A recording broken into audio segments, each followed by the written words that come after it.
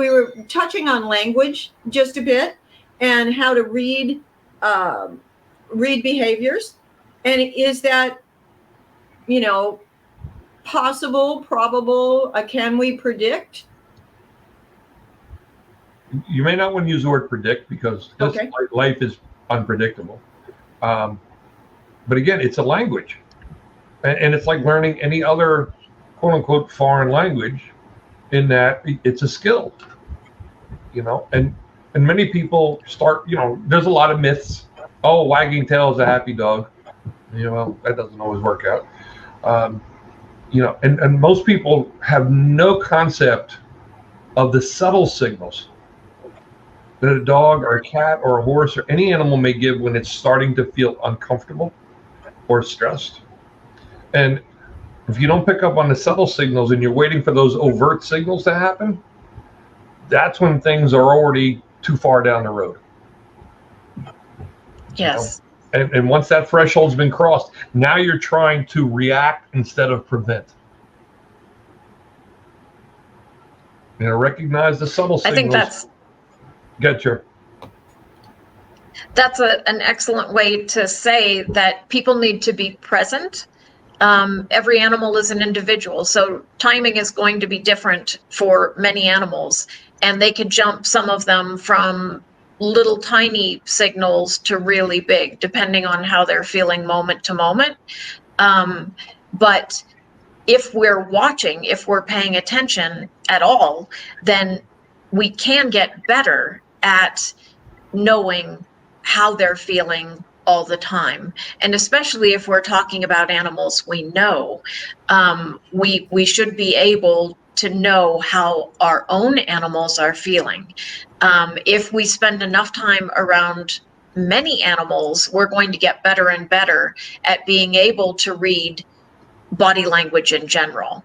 And if we spend time around multi-species, even better at being able to pick up on what it means for different animals and how they move and how they lower their bodies and how they turn their bodies and how they tilt their heads, how they bend their bodies when they're moving away, if they avoid eye contact.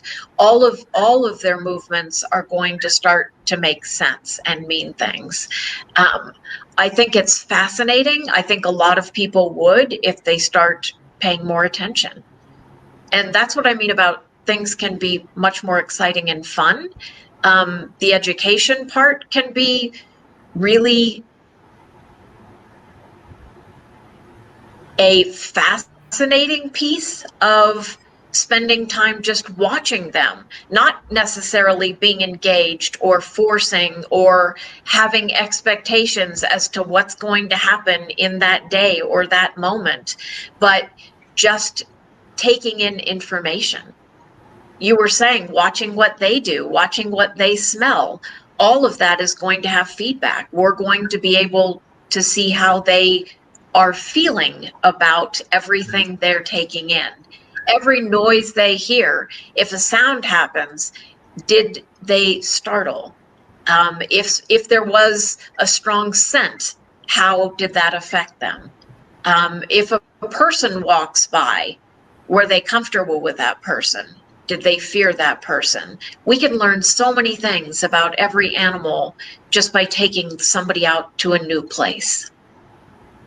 So tell me more about that, because I think that's fascinating. So my busman's holiday is I go to dog park. I park my car, I take a sandwich, I take a drink, and then I assess all the dogs and the owners inside dog park. But again, and so we've got a whole lot of people who love their own animal, their own dog, cat, horse that is in their home. But we also love our volunteers who go out into shelters and try to. And so again, to keep everybody there, safe, happy, sound, that, what can we do? Like, I loved what you were saying about in a group setting more, Sherry, like, meaning, as they go through the kennel or as they watch the other dogs going out on break. Tell what? So instead of in a situation where they're potentially flooded, I would say take them out into a setting where they're not. You got to translate flooded for us, because a lot of people don't know what that is. Okay. So tell us. Yeah.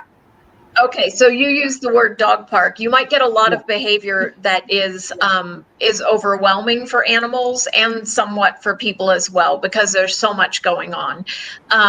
So having someone take a dog out just for a walk down the street, or to an area where there aren't as many people or as many other animals, and then you could pick out what's happening in situations without as many distractions, without as many things going on.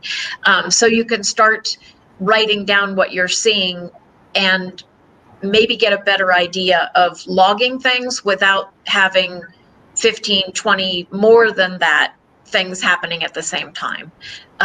Because it gets difficult to know what the dog is reacting to if the dog is completely overwhelmed because there's so many things happening.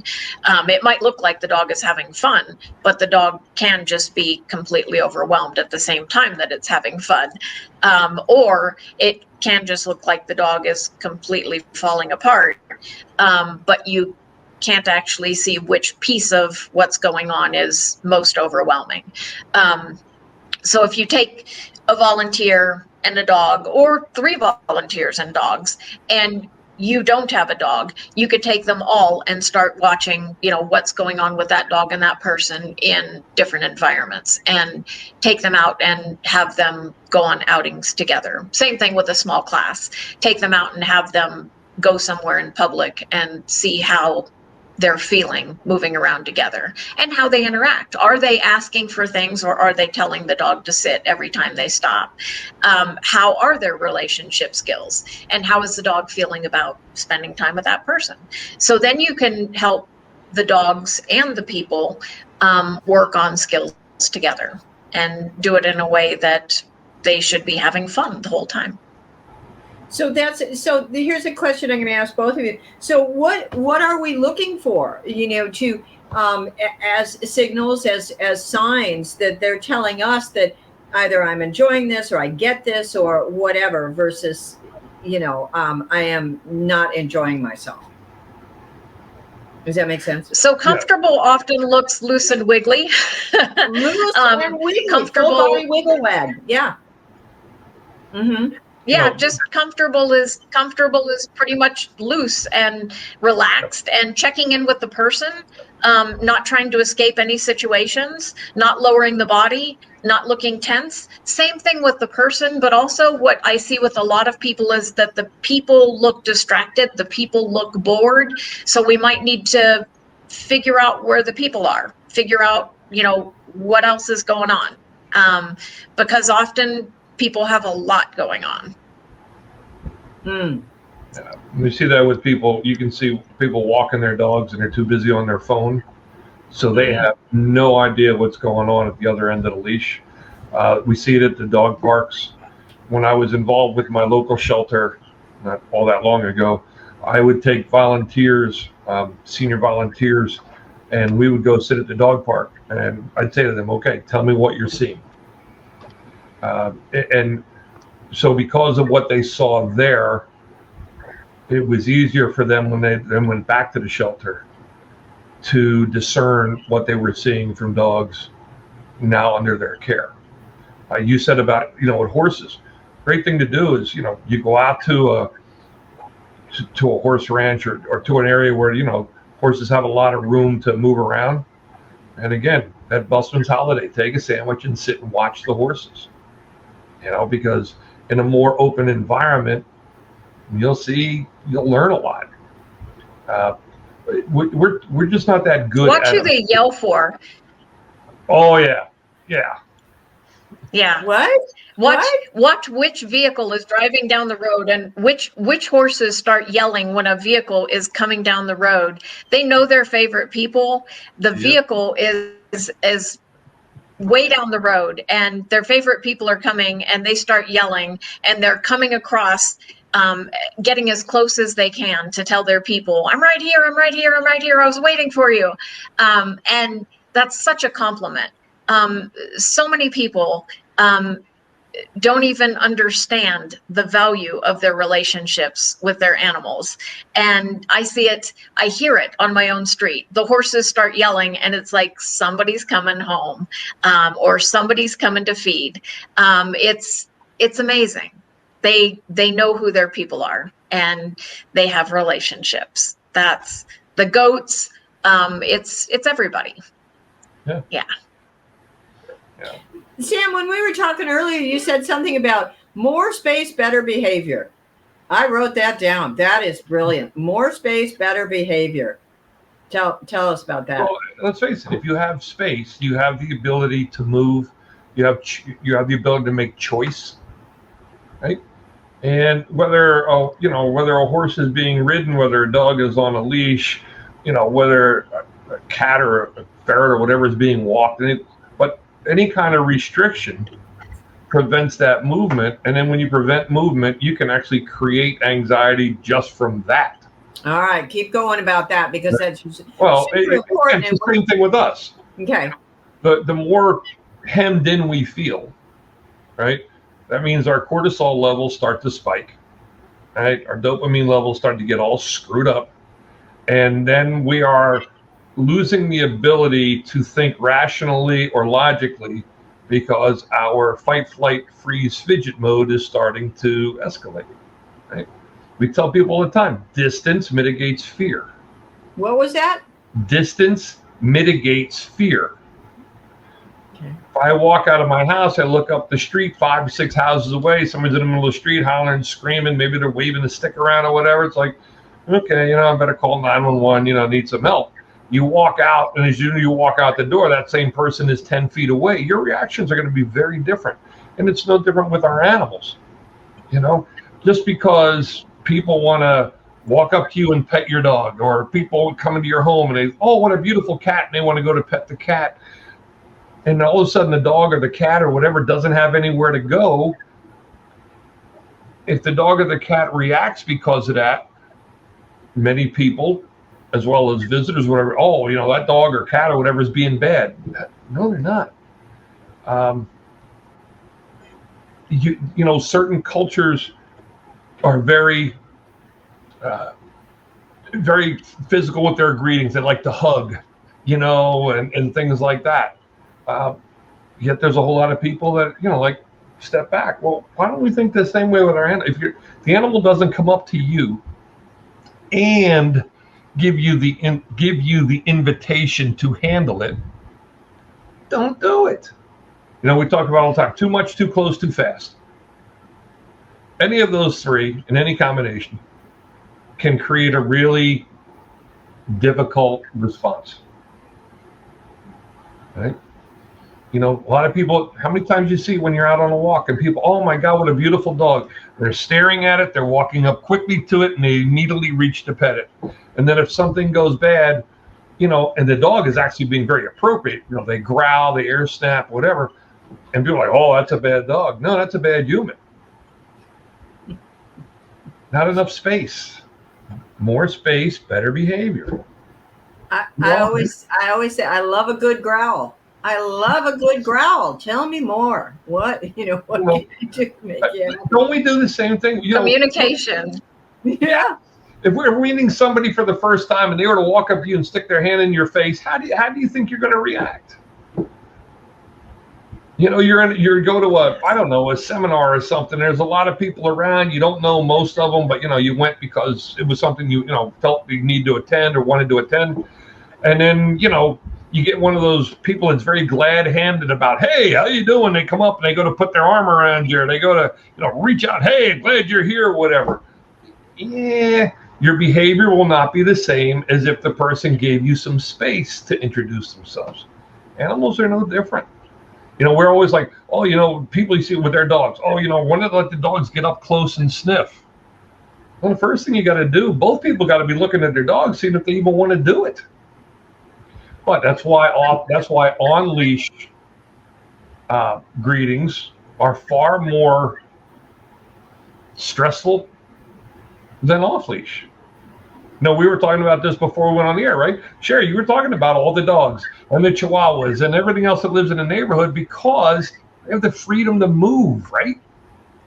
And they get along. Yes. What causes barrier aggression or barrier frustration, right? Leash Barriers.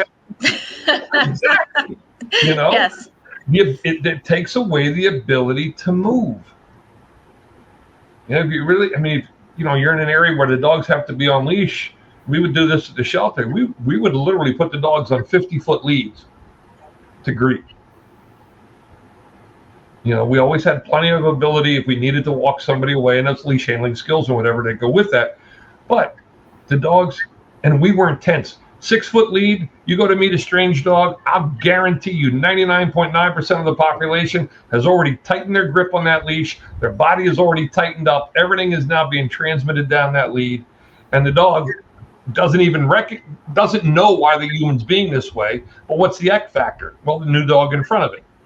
So right away, oh my God, well, because down the lead comes up the lead. Stress, stress, stress, stress, stress. Whereas if the dog walked up to another dog, Sherry, you were talking about it, right? All the dogs in the area, they know each other. Whenever they walk up, they know what to do. They know how to do it. That's why more space, better behavior.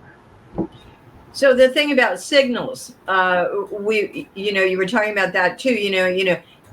It tense up on the leash or the reins or whatever, or just ourselves being tense, or it was like somebody. I had a wonderful little friend, and she goes, "Well, my dog doesn't like men." I go, "You don't like men." It was, and the dog absolutely knew it. So we've got their olfactory systems going with the hormones that we're screaming out, so I think it is about the partnership. It's so much about the relationship. And again, the agenda, the expectations, the perception, the bias, everything that's going with it. And we don't give them a chance. Well, do you realize that when it comes to dogs, yeah. And as far as I know, this is the only one we do it with. We have this standard that our dog must be perfect. It must like every individual, every other animal on the planet, immediately respond to whatever we tell it to do, even if we didn't teach it to do something.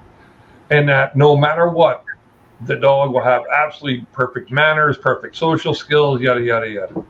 A standard we would never impose on another human being, let alone any other animal. But for some reason, we impose that on dogs.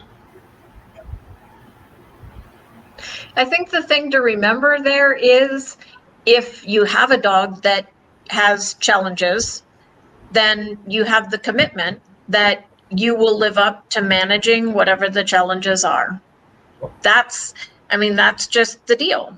So, we know that as people, some of us don't want to go to parties every night. Some of us don't want to bring home 5 people every day.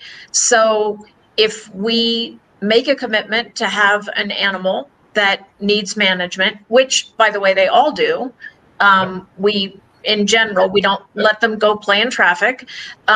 So we, by having an animal, make commitments, and then we need to live up to them. That's it. That's, yes. Yeah. And be an advocate for your animal. How many, Sherry, you know this, how many fearful animals of any kind, of any species? And people say to me, well, I don't know, how do I say to somebody, I don't want you to pet my dog because my dog's scared of people? Okay, that's pretty good right there. I don't want you to pet my dog because my dog. You just said it. Well, I feel bad. Why do you feel bad? And maybe with a gesture as well, make it real clear. Get a gesture out there. Stop them. Yes. With horses. That's it. Be an advocate. My client who rescues horses, she rescues wild horses from out west, right? And she said they have horses there that 2 or 3 years they have never tried to approach the horse because the horse hasn't given them any indication it wants to hang out with the humans.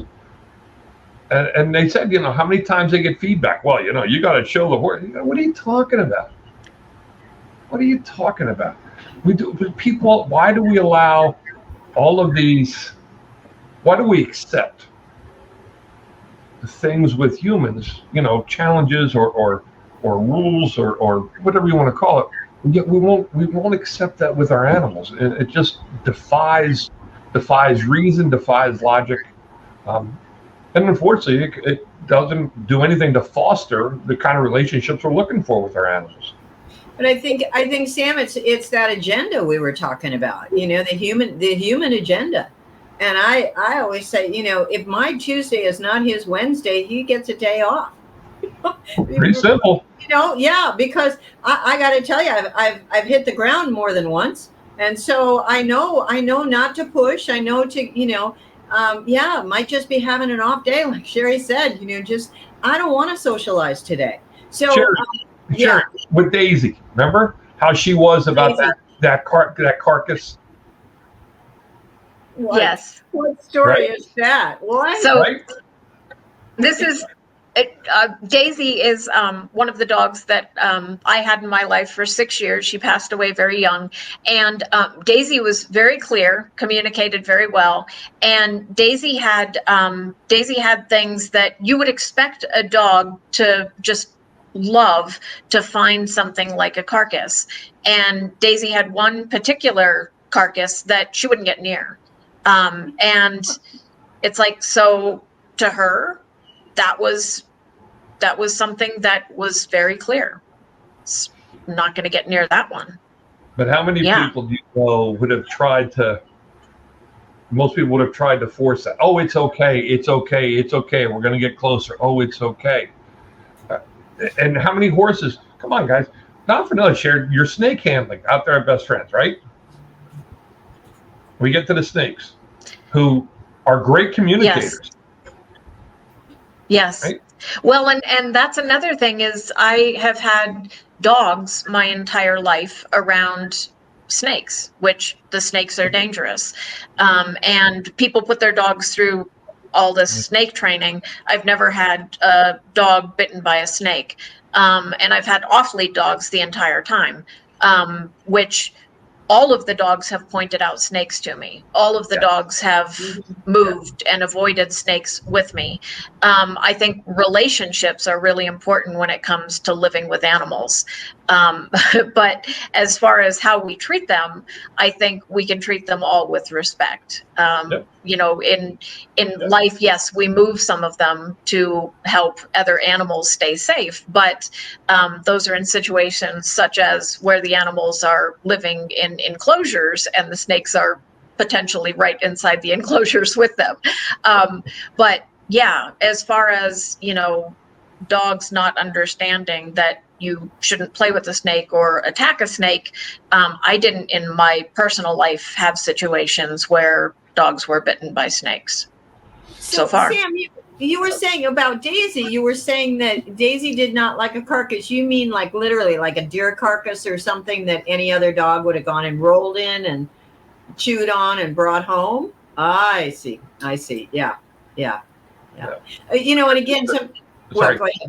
Just so it keeps people wonder, there's a great, I love this woman, Lily Chin.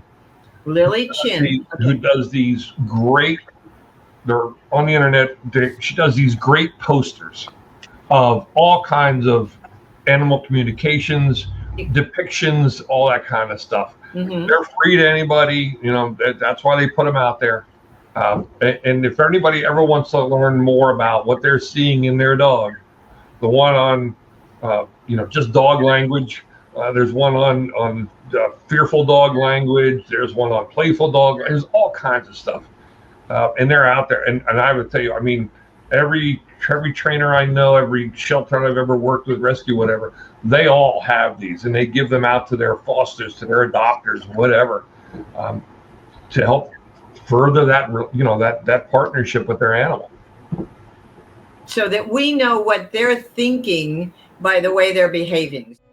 You've been listening to Animals Inside Out, brought to you by BlackWing Farms. If you know anyone who could benefit from today's episode, please consider sharing it. Also, if you want to learn more about BlackWing Farms and the incredible natural remedies for mental, physical, and emotional needs of animals, go to blackwingfarms.com and enter Animals Inside Out for 10% off your next purchase. Be sure to subscribe on YouTube or wherever you listen to podcasts, and we'll see you in the next episode.